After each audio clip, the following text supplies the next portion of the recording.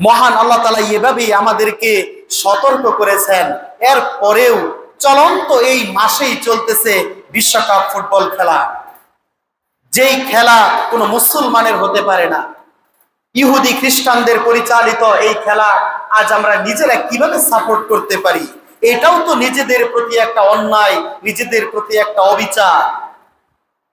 আজকে যদি বলা হয় কোন যুবককে তুমি রাত 12টা 1টার সময় উঠে 2 রাকাত তাহাজ্জুদের সালাত আদায় করে আল্লাহ তাআলার কাছে কান্নাকাটি করো, তার জন্য এটা বোঝা মনে হবে। আর 12টা 1টা 2টার সময় সে খেলা দেখার জন্য সারা রাত জেগে থাকে, এটা তার জন্য কোনো আফসোসের কারণ হয় না। এই জুলুম, নিজের উপর এই অত্যাচার, এটা আমরা মহান রবের কাছে কি জবাব দিব? নিজেকে প্রশ্ন করতে হবে। মহান আল্লাহ তাআলা আমাদেরকে একটি প্রশ্ন করেছেন। কুরআনুল কারীমে হাজার হাজার এরকম আপনি প্রশ্ন পাবেন, অনেক অনেক প্রশ্ন, ছোট বড় অনেক প্রশ্ন। এর মধ্যে গুরুত্বপূর্ণ একটি প্রশ্ন হলো কুরআনুল কারীমের 82 নম্বর সূরা, সূরা ইনফিতর 6 নম্বর আয়াতের মধ্যে মহান আল্লাহ তাআলা বলেন, ইয়া আইয়ুহাল ইনসানু মা গররাকা বিরাব্বিকাল কারীম। গুরুত্বপূর্ণ একটি প্রশ্ন যে ইয়া আইয়ুহাল ইনসান, হে মানুষ, হে মানুষ, কিসের মোহে পড়ে তুমি তোমার মহান রবকে ভুলে গেলে? কিসের কারণে তুমি তোমার মহান রবকে ভুলে গেলে? কোন ধোঁকায় পড়ে তুমি তোমার মহান রবকে ভুলে গেলে?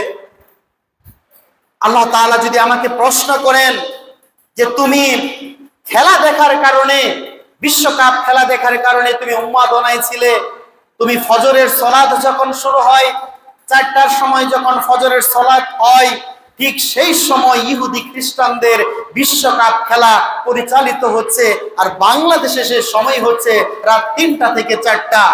সেই সময় উঠে হাজার হাজার মুসলিম মানুষ খেলায় মগ্ন, তারা খেলায় ডুবে আছে মহান রবকে ভুলে গিয়ে।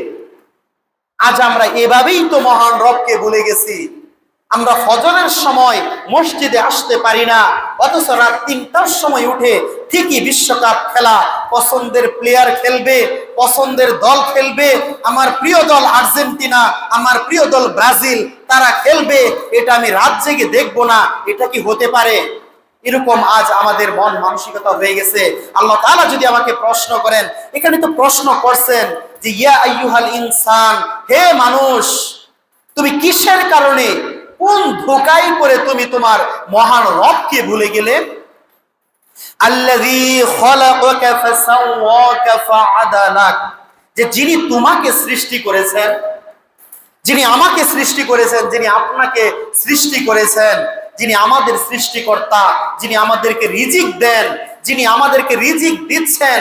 আমরা সকালে যে ভাত খেয়েছি, সকালে যে তরকারি খেয়েছি, আমরা যে ওষুধ খাই, যে পানি খাই, প্রত্যেকটা পানি, প্রত্যেকটা খাবার, এগুলো মহান আল্লাহ তাআলার পক্ষ থেকে হচ্ছে রিজিক। এই রিজিক গুলো খেয়ে আমি আপনি একমাত্র মহান রবের ইবাদত করব। আর সেই মহান রবের ইবাদত না করে আজ আমরা মহান রবের রিজিক খেয়ে, নিয়ামত খেয়ে, এই যে অক্সিজেন, এই যে ফ্যান চলতেছে, এই যে অক্সিজেন বাতাস বইতেছে, আমরা যে শ্বাস নিতেছি, এই প্রশ্বাস আমরা যে নিতেছি, এগুলো কার? মহান রবের পক্ষ থেকে নিয়ামত। এই নিয়ামত আমি গ্রহণ করতেছি, কিন্তু মহান রবের ইবাদত করতেছি না। এজন্য অবশ্যই অবশ্যই মহান রবের কাছে আমাকে আপনাকে জবাব দিতে হবে, অবশ্যই জবাব দিতে হবে। মহান আল্লাহ তাআলা বলেন, প্রত্যেকটা নিয়ামত সম্পর্কে তোমাদেরকে অবশ্যই অবশ্যই প্রশ্নের সম্মুখীন হতে হবে, অবশ্যই আমাদেরকে জবাব দিতে হবে। কি জবাব দিব সেদিন আমরা? এই চিন্তা যদি আমাদের মাথায় আসে, এই চিন্তা যদি আমরা করতে পারি, তাহলে ধীরে ধীরে আমাদের ঈমান বাড়বে। তখন আমরা বুঝতে পারবো আমরা কোন পথে সামনের দিকে এগিয়ে যাচ্ছি।